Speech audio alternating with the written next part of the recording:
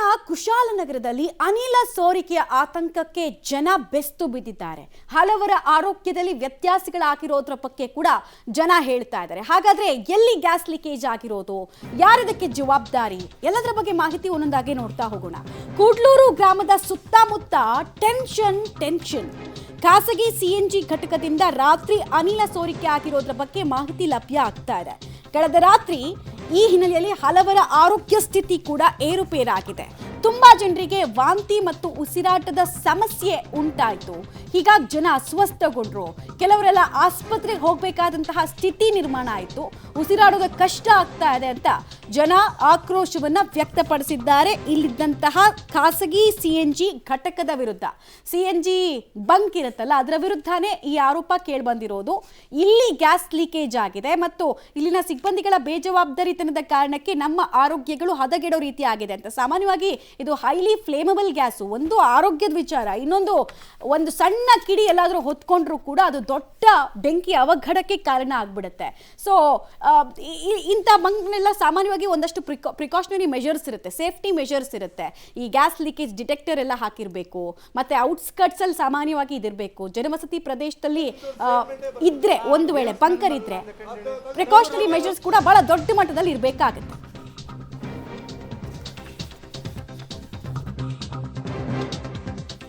Gas ಬಂಕ್ನ ಸುಮಾರು 10 kilometre ವ್ಯಾಪ್ತಿಯಲ್ಲಿ ಈಗ ಆತಂಕ ಮನೆ ಮಾಡಿರುವಂಥದ್ದು. ಗ್ಯಾಸ್ ಬಂಕ್ಗೆ ಸಾರ್ವಜನಿಕರು ಮುತ್ತಿಗೆ ಹಾಕಿ ತರಾಟೆಗೆ ತೆಗೆದುಕೊಂಡಿದ್ದಾರೆ. ಮಿಥೈಲ್ ಇನ್ಸ್ಟಾಲ್ ಮಾಡುವಾಗ ರಾಸಾಯನಿಕ ಸೋರಿಕೆಯಾಗಿದೆ ಅಂಥೇಳಿ ಈ ಬಂಕ್ನ ಸಿಬ್ಬಂದಿ ಮಾಹಿತಿಯನ್ನು ಕೊಡ್ತಾ ಇರುವಂಥದ್ದು. ಘಟನಾ ಸ್ಥಳಕ್ಕೆ ಕುಶಾಲನಗರ ತಹಶೀಲ್ದಾರ್ ಕಿರಣ್ ಗೌರಯ್ಯ ಭೇಟಿ ಕೊಟ್ಟಿದ್ದಾರೆ. ಅಲ್ಲಿನ ಸಿಬ್ಬಂದಿಗಳ ಜೊತೆಗೆ ಮಾತನಾಡಿ ಮಾಹಿತಿಯನ್ನು ಪಡೆದುಕೊಳ್ಳುವಂತಹ ಕೆಲಸವನ್ನು ಮಾಡಿದ್ದಾರೆ. ಅನಿಲ ಸೋರಿಕೆ ಉಂಟಾಗಿ ಸುತ್ತಮುತ್ತಲಿನ ಪ್ರದೇಶದ ಜನರಿಗೆ ವಾಂತಿ, ಉಸಿರಾಟದ ತೊಂದರೆ ಆಗ್ತಾ ಇದೆ. ಕೆಲವರು ಅಸ್ವಸ್ಥಗೊಳ್ತಿದ್ದಾರೆ. ಸಾರ್ವಜನಿಕರು ಇದೇ ವಿಚಾರಕ್ಕೆ ಹಿಡಿಶಾಪವನ್ನು ಹಾಕ್ತಾ ಇದ್ದಾರೆ. ತತ್ಕ್ಷಣಕ್ಕೆ ಕ್ರಮವನ್ನು ತೆಗೆದುಕೊಳ್ಳಬೇಕು ಅಂಥೇಳಿ ಆಗ್ರಹಿಸುವಂತಹ ಕೆಲಸ ಕೂಡ ಮಾಡಿದ್ದಾರೆ.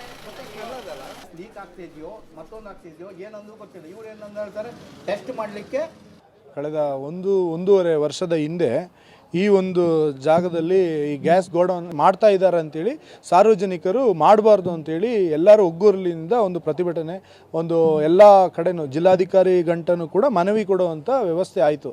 ಆದರೆ ಯಾವುದೇ ರಿಯಾಕ್ಷನ್ ಆ ಕಡೆಯಿಂದ ಬಂದಿಲ್ಲ. ಈಗ ಪಂಚಾಯಿತಿ ಏನು ಮಾಡಿದ್ರು ಅಂತ ಸಾರ್ವಜನಿಕರು ಕೇಳಿದ್ರು. ಪಂಚಾಯಿತಿ ಇದು ಅಂದರೆ ಇಂಡಸ್ಟ್ರಿಯಲ್ ಏರಿಯಾ ಆಗಿರೋದ್ರಿಂದ ಪಂಚಾಯಿತಿಯಿಂದ ಯಾವುದೇ ಅನುಮತಿನ ಯಾವುದೇ ಕಟ್ಟಡಕ್ಕಾಗಲಿ ಯಾವುದಕ್ಕಾಗಲಿ ಇವರು ಪಂಚಾಯಿತಿಲಿ ಪಡ್ಕೊಳ್ಳೋದಿಲ್ಲ.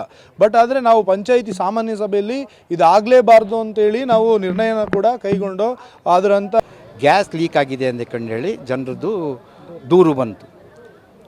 ದೂರು ಬಂದಾಗ ಕೆಲವ್ರು ಹೇಳಿದ್ರು ನಾವು ಚಿಕ್ಕ ಮಕ್ಕಳೆಲ್ಲ ವಾಂತಿ ಮಾಡ್ಕೊಂಡಿದ್ರು. ಮತ್ತೊಂದು ಆಮೇಲೆ ಕೆಲವರಿಗೆ ಅಸ್ತಮ ಇದ್ದವರಿಗೆ ಪ್ರಾಬ್ಲಮ್ ಆಗ್ತಾಯಿದೆ ಅಂತ ಹೇಳಿದರು. ಆ ಕೂಡಲೇ ನಾವು ಈ ಸ್ಥಳಕ್ಕೆ ಬಂದಾಗ ಇಲ್ಲಿ ಇದ್ದಂಥ ಇಂಜಿನಿಯರ್ಗಳಿಗೆ ವಿಚಾರಣೆ ಮಾಡಿ ಕೇಳಲಾಗಿ ಅವರು, ಸರ್ ಇದು ನಾವು ಟೆಸ್ಟಿಂಗಿಗೆ ಮಾಡಿದಂಥ ಇದು ಒಂದು ಮಿಥೈಲ್ ಅನ್ನು ಹೇಳೋದ ಬಗ್ಗೆ ಅದನ್ನು ಹಾಕಿದಾಗ ಒಂದು ವೇಳೆ ಗ್ಯಾಸ್ ಲೀಕ್ ಆದರೆ ಅದರಿಂದ ಸ್ಮೆಲ್ ಬರ್ತದೆ. ಆ ಕಾರಣದಿಂದ ನಾವು ಟೆಸ್ಟ್ ಮಾಡಲಿಕ್ಕೆ ಇದನ್ನು ಮಾಡಿದ್ದೇವೆ. ಇದು ಮುಂದೆ ಈ ರೀತಿ ಆಗುವುದಿಲ್ಲ ಅಂತ ಹೇಳಿದ್ರು. ಆಮೇಲೆ ನಾನು ಇವ್ರಿಗೆ ಕೇಳ್ದೇನೆ, ನೀವು ಈ ರೀತಿ ಮಿಥೈಲು ಇದು ಮಾಡಬೇಕಾದ್ರೆ ಸ್ಮೆಲ್ ಬರ್ತದೆ ಅಂತೇಳಿ ನಿಮ್ಗೆ ಮೊದಲೇ ಗೊತ್ತಿತ್ತಲ್ವ, ನೀವು ಪಂಚಾಯಿತಿಗೊಂದು ಸರ್ ನನಗೆ ರಾತ್ರಿ 6 ಗಂಟೆಯಿಂದ ಸುಮಾರು ಒಂದು 9:30 10 ಗಂಟೆವರೆಗೆ ನನ್ನ ಜೀವನದಲ್ಲೇ ನನಗೆ 64 ವರ್ಷ ದಾಟ್ತು. ಈಗ ಈ ರೀತಿ ಸ್ಮೆಲ್ ನೋಡಿರಲಿಲ್ಲ. ನನಗೂ ಹಾರ್ಟ್ ಆಪ್ರೇಷನ್ ಆಗಿದೆ, ಕಣ್ಗಳೆಲ್ಲ ಆಪ್ರೇಷನ್ ಆಗಿದೆ, ಉಸಿರಾಡೋಕ್ಕಾಗದೆ ನನಗೆ ಸುಸ್ತಾಗಿ ಬಿದ್ದೋಗಿದೆ. ನಮ್ಮಲ್ಲಿ ಕೆಲಸ ಮಾಡ್ತಾ ಇದ್ದಾವೆ ಒಂದು 4 ಹುಡುಗರು ವೋಮಿಟ್ ಮಾಡ್ಕೊಂಡು ಬಿದ್ದರು. ಆ ರೀತಿ ಒಂದು ಸೀನು ಇಲ್ಲಿ ಕ್ರೆಡಿಟ್ ಆಯಿತು. ಇಲ್ಲಿ ತುಂಬ ಜನ ಪೇಷಂಟ್ಗಳಿದ್ದಾರೆ. ಮತ್ತು ಇಂಡಸ್ಟ್ರಿ, ಸ್ಮಾಲ್ ಸ್ಕೇಲ್ ಇಂಡಸ್ಟ್ರಿಲಿ ಎಲ್ಲ ಕೆಲಸ ಮಾಡ್ಕೊಂಡು ಏನೋ ಜೀವನ ಮಾಡ್ತಾವ್ರೆ. ಇಲ್ಲಿ ಹೋಟೆಲ್ಗಳು, ಕ್ಯಾಂಟೀನ್ ಎಲ್ಲ ಇಟ್ಕೊಂಡಿದ್ದಾರೆ. ಮತ್ತು ಪಕ್ಕದಲ್ಲೇ ನವಗ್ರಾಮ ಇದೆ, ಮತ್ತು ಸುಂದರ ನಗರ ಇದೆ, ಇಲ್ಲಿ ಕೂಡ್ಲೂರು ಇದೆ. ಈ ರೀತಿ ಇರೋ ಜಾಗದಲ್ಲಿ ಈ ರೀತಿ ಸ್ಮೆಲ್ ಬಂದರೆ ಪೇಷಂಟ್ಗಳು ಏನು ಈಗ ಗ್ಯಾಸ್ಟ್ರಿಕ್ಕು, ಆಳು ಮುಳು ಏನೇನೆಲ್ಲ ಕಾಯಿಲೆಗಳಿದೆ, ಸ್ವಲ್ಪ ಉಸಿರಾಡೋಕ್ಕೆ ಆಗ್ತಾ ಇರೋಕ್ಕಿಲ್ಲ. ಈ ರೀತಿ ಬಂದರೆ ಅವ್ರ ಜೀವನ ಉಳಿಸೋದು ಯಾರು? ಅದನ್ನು ಹೇಳಲಿಕ್ಕೆ ಆಗ್ತಾ ಇಲ್ಲ. ಡೀಟೇಲ್ಸ್ ಕೊಡ್ತಾರೆ ಮಲ್ಲಿಕಾರ್ಜುನ್ ಈಗ ಗ್ಯಾಸ್ ಲೀಕೇಜ್ ಆಗತ್ತೆ ಅಂದ್ರೆ ಒಂದು ಡಿಟೆಕ್ಟರ್ ಅಂತ ಬಂಕ್ನಲ್ಲಿ ಇರಲೇಬೇಕು. ಅದಿರ್ಲಿಲ್ವಾ? ಇಲ್ಲಿ ಟೆಸ್ಟಿಂಗ್ ಮಾಡ್ತೀನಿ ಮತ್ತೊಂದು ಮಾಡ್ತೀನಿ ಅಂದ್ರೆ ಅದು ಪರ್ಮಿಷನ್ ಕೊಡೋ ಸಂದರ್ಭದಲ್ಲಿ ಮಾಡಬೇಕಾಗಿತ್ತು. ಈಗ 1.5 ವರ್ಷ ಆದ್ಮೇಲೆ ಯಾಕೆ ಮಾಡ್ತಾ ಇದಾರಂತೆ? ಮತ್ತೆ ಯಾರ್ದಾದ್ರೂ ಆರೋಗ್ಯದಲ್ಲಿ ವಿಪರೀತವಾಗಿ ಸಮಸ್ಯೆಗಳೇನಾದ್ರೂ ಉಲ್ಬಣಿಸಿದ್ ಕಾಣಿಸ್ತಾ ಇದೆಯಾ? ಸ್ಥಳಕ್ಕೆ ತಹಶೀಲ್ದಾರ್ ಭೇಟಿ ಕೊಟ್ಟಿದ್ದಾರೆ, ಅವ್ರ ರಿಪೋರ್ಟ್ ಅನ್ನು ಯಾರಿಗೆ ಕೊಡ್ತಾರಂತೀಗ? ಖಂಡಿತವಾಗ್ಲೂ ಮಮತಾ, ಇದೊಂದು CNG ಘಟಕ ಅಂದ್ರೆ ನೂತನವಾಗಿ ಒಂದು ಆರಂಭ ಆಗ್ತಾ ಇರ್ತಕ್ಕಂತ ಒಂದು ಗ್ಯಾಸ್ ಬಂಕ್ ಇದು. ಕಳೆದ 1 ವರ್ಷದಿಂದನೂ ಕೂಡ ಈ ಒಂದು ಸೆಂಟರ್ ಬರಬಾರ್ದು ಅಂತ ಹಲವಾರು ಗ್ರಾಮಸ್ಥರು, ಜಿಲ್ಲಾಡಳಿತದಿಂದ ಹಿಡಿದು ಶಾಸಕರು ಎಲ್ಲರೂ ಕೂಡ ಮನವಿಯನ್ನ ಮಾಡಿದ್ರು. ಯಾಕಂದ್ರೆ ಜನನಿಬಿಡ ಪ್ರದೇಶ ಮತ್ತು ಜನ ಹೆಚ್ಚಾಗಿ ಓಡಾಡ್ತಾ ಇರ್ತಕ್ಕಂಥದ್ದು ಮತ್ತೆ ಇಂಡಸ್ಟ್ರಿಯಲ್ ಏರಿಯಾ ಕೂಡ ಆಗಿರೋದ್ರಿಂದ ಸಾಕಷ್ಟು ಪರಿಣಾಮ ಕೂಡ ಮುಂದಿನ ದಿನಗಳಲ್ಲಿ ಬೀಳುತ್ತೆ ಅನ್ನೋದು ಅವರ ಆರೋಪ ಕೂಡ ಆಗಿತ್ತು. ಆದ್ರೂ ಕೂಡ ಇದನ್ನ ಲೆಕ್ಕಿಸ್ತಾ ಈಗಾಗ ಸೆಂಟರ್ ಕೂಡ ಓಪನ್ ಮಾಡಿರ್ತಕ್ಕಂಥದ್ದು. ಅದು ನಿನ್ನೆ ಏನು ಅವರು ಒಂದು ಪ್ರಾಯೋಗಿಕವಾಗಿ ಒಂದು ಚೆಕ್ ಮಾಡ್ಲಿಕ್ಕೆ ಕೂಡ ಹಾಕ್ತಾರೆ ಮಿಥೇಲ್ನ ರಾಸಾಯನಿಕವನ್ನ. ಆ ಹಾಕುವಂತ ಸಂದರ್ಭದಲ್ಲಿ ಇಡೀ 10 ಕಿಲೋಮೀಟರ್ ವ್ಯಾಪ್ತಿಯಲ್ಲಿ ಈ ಒಂದು ರಾಸಾಯನಿಕದ ಏನು ದುರ್ವಾಸನೆ ಏನಿದೆ ಅದು ಸಂಪೂರ್ಣವಾಗಿ ಹೆಚ್ಚಾಗಿ ಹರಡಿರ್ತಕ್ಕಂಥದ್ದು. ಹಾಗಾಗಿ ಕೆಲವರಿಗೆ ವಾಂತಿ ಆಗ್ತಾ ಇದೆ. ಆ ವಾಂತಿ ಆಗಿರ್ತಕ್ಕಂಥದ್ದು ಸಣ್ಣ ಸಣ್ಣ ಮಕ್ಕಳುಗಳಿಗೆ ಅಸ್ವಸ್ಥರು ಕೂಡ ಗೊಂಡಿರ್ತಕ್ಕಂಥದ್ದು. ಹೀಗಾಗಿ ಬೆಳ್ಳಂಬೆಳಗ್ಗೆನೆ ಜನರು ಹೋಗಿ ಒಂದು ಬಂಕ್ ನ ಮುಂದೆ ಹೋಗಿ ತರಾಟೆಗೆ ಕೂಡ ತೆಗೆದುಕೊಂಡಿರ್ತಕ್ಕಂಥದ್ದು ಅಲ್ಲಿರ್ತಕ್ಕಂಥ ಸಿಬ್ಬಂದಿಗಳನ್ನ, ಯಾರ ಜೀವದ ಜೊತೆ ಆಟ ಆಡ್ಕೊಂಡು ಇದ್ದೀರಾ ಅಂತ. ಘಟನಾ ಸ್ಥಳಕ್ಕೆ ತಹಶೀಲ್ದಾರ್ ಕೂಡ ಬರ್ತಾರೆ. ಅವ್ರನ್ನ ಒಂದಷ್ಟು ತರಾಟೆಗೆ ತೆಗೆದುಕೊಂಡು ತಾತ್ಕಾಲಿಕವಾಗಿ ಏನಲ್ಲ ಕಾಮಗಾರಿಯನ್ನು ನಡೀತಿದೆ ಅದನ್ನ ಸ್ಥಗಿತ ಮಾಡ್ಲಿಕ್ಕೆ ಈಗಾಗಲೇ ಅವರು ಸೂಚನೆಯನ್ನು ಕೂಡ ನೀಡಿರ್ತಕ್ಕಂಥದ್ದು. ಮಮತಾ, ಸಿಬ್ಬಂದಿಗಳ ವರ್ಷನ್ ಏನು ಅಂತ, ಸಿಬ್ಬಂದಿಗಳಿಗೆ ಪಂಚಾಯತಿಗೆ ಅಟ್ಲೀಸ್ಟ್ ಇನ್ಫಾರ್ಮ್ ಮಾಡೋದಕ್ಕೆ ಏನಾಗಿತ್ತಂತೆ? ಅನಾಹುತ ಆಗ್ಲಿ ಯಾರಿಗಾದ್ರೂ ಆರೋಗ್ಯದಲ್ಲಿ ಏರ್ಪೇರ್ ಆಗ್ಲಿ ಅಂದ್ರೆ ವೇಟ್ ಮಾಡ್ತಾ ಇದ್ರ ಸಿಬ್ಬಂದಿಗಳು? ಅವ್ರಿಗೆ ಅಷ್ಟಾದ್ರೂ ಜವಾಬ್ದಾರಿ ಇರ್ಬೇಕಾಗಿತ್ತಲ್ವಾ? ಇದನ್ನೇ ಆರೋಪವನ್ನ ಮಾಡ್ತಾ ಇರುವಂತದ್ದು ಗ್ರಾಮ ಪಂಚಾಯತಿ ಅಧ್ಯಕ್ಷರು ಮತ್ತೆ ತಹಶೀಲ್ದಾರ್ ಹೇಳುವಂತದ್ದು ಅದನ್ನೇ. ನೀವು ಯಾವುದೇ ಒಂದು ಪ್ರಾಯೋಗಿಕವಾಗಿ ಮಾಡ್ಬೇಕು ಅಂತ ಇದ್ರೂ ಕೂಡ ಸ್ಥಳೀಯರಿಗೆ ಅಥವಾ ಗ್ರಾಮ ಪಂಚಾಯತಿಗೆ ಒಂದಷ್ಟು ಮಾಹಿತಿಯನ್ನ ಕೊಟ್ಟಿದ್ರೆ ಜನರು ಯಾವುದೇ ರೀತಿಯಾದಂತಹ ಆತಂಕಕ್ಕೆ ಭೀತಿಗೆ ಒಳಗಾಗ್ತಿರ್ಲಿಲ್ಲ. ನಾವು ಅಟ್ಲೀಸ್ಟ್ ನಾವು ಒಂದು ಆಟೋದಲ್ಲಾದ್ರೂ ಸಾರ್ವಜನಿಕರಿಗೆ ಮಾಹಿತಿಯನ್ನಾದ್ರೂ ನೀಡ್ತಾ ಇದ್ವಿ. ಆದ್ರೆ ನೀವು ರಾತ್ರಿ ಏಕಾಏಕಿ ಈ ರೀತಿ ಒಂದು ಗ್ಯಾಸ್ ಬಂಕ್ ನಿಂದ ಒಂದು ಏನು ಅನಿಲ ಸೋರಿಕೆಯನ್ನ ಮಾಡಿರೋದ್ರಿಂದ ಒಂದ್ ರೀತಿ ಜನರು ಭಯ ಬೀಳ್ತಾ ಇದ್ದಾರೆ. ಇದಕ್ಕೆ ಯಾರು ಹೊಣೆ ಅಂತ ಕೂಡ ಪ್ರಶ್ನೆಯನ್ನ ಮಾಡ್ತಾ ಇದ್ದಾರೆ. ಈಗಾಗಲೇ ಜಿಲ್ಲಾಧಿಕಾರಿಗಳು ಕೂಡ ಇದಷ್ಟು ಮಾಹಿತಿ ಕೂಡ ಹೋಗಿರ್ತಕ್ಕಂಥದ್ದು. ಬಂಕ್ ನ ಯಾರು ಅದಕ್ಕೆ ಜವಾಬ್ದಾರಿಯನ್ನ ತೆಗೆದುಕೊಂಡಂತಹ ವ್ಯಕ್ತಿಯನ್ನು ಕೂಡ ಜಿಲ್ಲಾಧಿಕಾರಿ ಕಚೇರಿಗೆ ಕರೆಸುವಂತ ಪ್ರಯತ್ನ ಕೂಡ ಆಗ್ತಾ ಇದೆ. ಓಕೆ, ಧನ್ಯವಾದ ಮಲ್ಲಿಕಾರ್ಜುನ್ ತಮ್ಮೆಲ್ಲ ಮಾಹಿತಿಗಾಗಿ. ಗ್ಯಾಸ್ ಲೀಕೇಜ್ ನಿಂದ ಏನಾಗತ್ತಂದ್ರೆ ಒಂದು ರೆಸ್ಪಿರೇಟರಿ ಪ್ರಾಬ್ಲಮ್ ಇರೋರಿಗೆ ಅದು ಟ್ರಿಗರ್ ಆಗುತ್ತೆ, ದೊಡ್ಡ ಅನಾಹುತ ಅವ್ರ ದೇಹದಲ್ಲಿ ಆಗುತ್ತೆ, ಐ ಇರಿಟೇಷನ್ ವಿಪರೀತವಾಗಿ ಆಗುತ್ತೆ ಮತ್ತು ವಿಪರೀತವಾಗಿ ವಾಕರಿಕೆ ಬರುತ್ತೆ.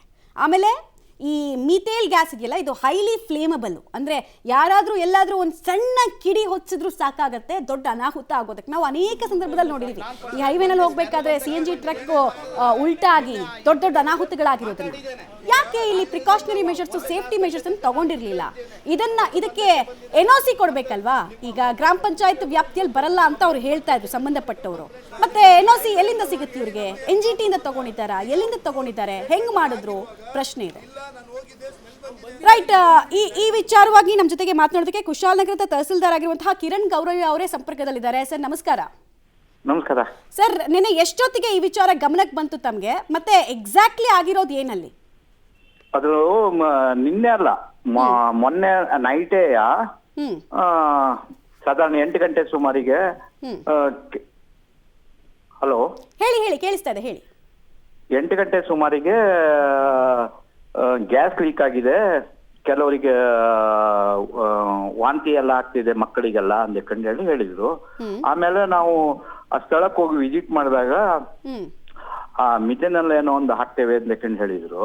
ಅದು ಗ್ಯಾಸ್ ಏನಾದ್ರು ಲೀಕ್ ಆದ್ರೆ ಸ್ಮೆಲ್ ಬರ್ಬೇಕು ಅಂತೇಳಿ ಮಾಡದ್ದು ಹೊರತು ನಾವು ಇಲ್ಲಿ ಗ್ಯಾಸ್ ಯಾವ್ದು ಲೀಕ್ ಆಗ್ಲಿಲ್ಲ ಅಂದ್ಕೊಂಡು ಹೇಳಿ ಆ ಕಂಪನಿಯವ್ರು ಹೇಳಿದ್ರು.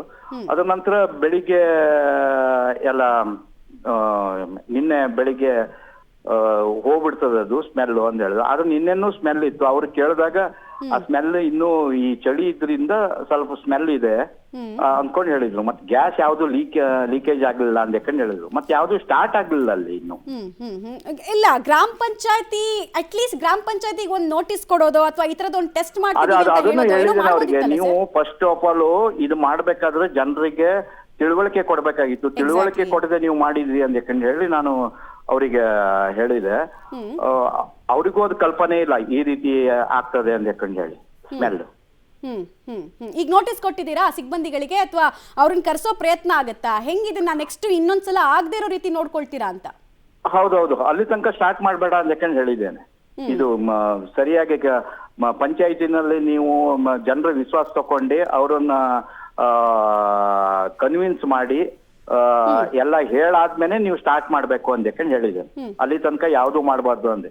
ಮತ್ತೆ ಇನ್ನು ಮುಂದೆ ಇಂಥ ಅನಾಹುತ ಆಗ್ಬಾರ್ದು ಅಂತ ಹೇಳಿ, ಅಂದ್ರೆ ಸ್ಮೆಲ್ ಬರುದು ಅಲ್ಲಿ ಜನರಿಗೆಲ್ಲ ತೊಂದರೆ ಆಗ್ಬಾರ್ದು ಅಂತ ಹೇಳಿದ್ದೇನೆ. ಮತ್ತೆ ಪಂಚಾಯತಿಲಿ ಒಂದು ಸಭೆ ಕರೆದಿ ಅವೇರ್ನೆಸ್ ಮಾಡಿ ಅಂದ್ಕೊಂಡು ಹೇಳಿದ್ದೇನೆ. ರೈಟ್ ಧನ್ಯವಾದ. ಪಬ್ಲಿಕ್ ಟಿವಿ ಜೊತೆಗೆ ಮಾತಾಡಿದಕ್ಕೆ ಕಿರಣ್ ಗೌರವ್ ಅವರು ಹೇಳ್ತಿದ್ದಾರೆ, ಒಂದು ಅವೇರ್ನೆಸ್ ಕಡೆಗೆ ಫೋಕಸ್ ಮಾಡಿಸ್ತೀವಿ ನಾವು ಅಂತ ಹೇಳಿದ್ದಾರೆ, ಇನ್ನೊಂದು ಕಡೆಗೆ ನೋಟಿಸ್ ಅನ್ನು ಸಂಬಂಧಪಟ್ಟವರು ಕೊಡೋ ಕೆಲಸ ಆಗಿದೆ ಅಂತ. ಇದೇ ವಿಚಾರವಾಗಿ ನಮ್ಮ ಜೊತೆಗೆ ಮಾತನಾಡೋದಕ್ಕೆ ಉಸಿರಾಟದ ತೊಂದರೆಗೆ ಸಿಲುಕಿದವರಾಗಿರುವಂತಹ ಭೋಗಪ್ಪ ಅವರು ಸಂಪರ್ಕದಲ್ಲಿದ್ದಾರೆ. ಭೋಗಪ್ಪ ಅವರೇ ನಮಸ್ಕಾರ. ತಮಗೆ ಎಷ್ಟೊತ್ತಿಂದ ರೆಸ್ಪಿರೇಟರಿ ಪ್ರಾಬ್ಲಮ್ ಆಯ್ತು ಅಂತ? ನಮಸ್ಕಾರ ಮೇಡಮ್. ಹಲೋ, ಎಷ್ಟೊತ್ತಿಂದ ಸಮಸ್ಯೆ ಆಯ್ತು ತಮ್ಗೆ? ಮೇಡಮ್ 6 ಗಂಟೆಯಿಂದ ಮೊನ್ನೆ ಸುಮಾರು ರಾತ್ರಿ 9:30ವರೆಗೆ ನಾನು ಆ ರೀತಿ ಸ್ಮೆಲ್, ನಾನು ಈ 64 ವಯಸ್ಸು ನನಗೆ ಇದುವರೆಗೂ ನೋಡಿಲ್ಲ ಆ ಸ್ಮೆಲ್ನ. ಆ ರೀತಿ ಸ್ಮೆಲ್ ಓಮೆಂಟು, ಮತ್ತೆ ಉಸಿರಾಡಕ್ಕೆ ಆಗ್ತಾ ಇಲ್ಲ. ನನ್ಗೆ ಹಾರ್ಟ್ ಆಪರೇಷನ್ ಎಲ್ಲ ಆಗಿದೆ, ಭಾರಿ ಪ್ರಾಬ್ಲಮ್ ಆಗೋಯ್ತು. ಆಮೇಲೆ ಅಲ್ಲಿ ಎಲ್ಲರಿಗೂ 1 ವರ್ಷ ಹಿಂದೆನೆ ನಾವು ಅಲ್ಲಿ ಕೆಲಸ ಶುರು ಮಾಡುವಾಗನೆ DC ಅವರು ಕಂಪ್ಲೇಂಟ್ ಮಾಡಿದೀವಿ, ಪೊಲೀಸ್ ಸ್ಟೇಷನ್ ಕಂಪ್ಲೇಂಟ್ ಮಾಡಿದೀವಿ, ಫೈರ್ ಸ್ಟೇಷನ್ ಕಂಪ್ಲೇಂಟ್ ಮಾಡಿದೀವಿ, ತಹಸೀಲ್ದಾರಿ ಕಂಪ್ಲೇಂಟ್ ಮಾಡಿದೀವಿ, ಆಮೇಲೆ MLA ಅವ್ರಿಗೂ ಕಂಪ್ಲೇಂಟ್ ಮಾಡಿದೀವಿ. ಏನು ವಿಷಯ ಇಲ್ಲ, ಅದಕ್ಕೆ ಯಾವ ರಿಪ್ಲೈನೂ ಇಲ್ಲ. ಇಲ್ಲ, ನಾವು ಕೂಡ ಸಂಬಂಧಪಟ್ಟವರ ಗಮನಕ್ಕೆ ತರ್ತಾ ಇದೀವಿ ಭೋಗಪ್ಪ ಅವರೇ. ಇನ್ನೊಂದ್ಸಲ ಆಗಲ್ಲ ಅಂತ ಆಶ್ವಾಸನೆ ಸಿಕ್ಕಿದೆ. ನೋಡೋಣ ಮುಂದಕ್ಕೆ ಈ ತರದ ಪ್ರಾಬ್ಲಮ್ಸ್ ಏನಾದ್ರೂ ಆದ್ರೆ ದಯವಿಟ್ಟು ಪಬ್ಲಿಕ್ ಟಿವಿಗೂ ಕೂಡ ನೀವು ಹೇಳ್ಬೋದು, ಏನಾದ್ರೂ ಇದೇ ಬಂಕ್ ಸ್ಟೇಷನ್ ನಿಂದ ಸಮಸ್ಯೆ ಆದ್ರೆ. Thank you. ಪಬ್ಲಿಕ್ ಟಿವಿ ಜೊತೆಗೆ ಮಾತನಾಡಿದಕ್ಕೆ ಭೋಗಪ್ಪ ಅವರು ಹೇಳ್ತಾ ಇದ್ರು, ಅವ್ರ 64 ವರ್ಷದ ಹಿಸ್ಟ್ರಿನಲ್ಲೇ ಇಂಥದ್ದೊಂದು ಸ್ಮೆಲ್ ನಾನು ಯಾವತ್ತೂ ಕೂಡ ಸ್ಮೆಲ್ ಮಾಡಿರ್ಲಿಲ್ಲ ಅಂತ. ಬಟ್ ಇದೇ ತರ ತುಂಬಾ ಜನ ಅಲ್ಲಿ ಕಂಪ್ಲೇಂಟ್ ಮಾಡ್ತಾ ಇದ್ದಾರೆ, ತುಂಬಾ ಜನ ಅಲ್ಲಿ ವಾಂತಿ ಮಾಡ್ಕೊಂಡಿದ್ದಾರೆ. ಆದ್ರೆ ಒಂದು ಸಣ್ಣ ಎಡವಟ್ಟು ದೊಡ್ಡ ಅಪಾಯಕ್ಕೆ ಅಲ್ಲಿ ಆಹ್ವಾನ ಕೊಟ್ಟುಬಿಡುತ್ತೆ ಅನ್ನೋದು ಸಿಬ್ಬಂದಿಗಳು ನೋಡ್ಬೇಕಾಗಿತ್ತು.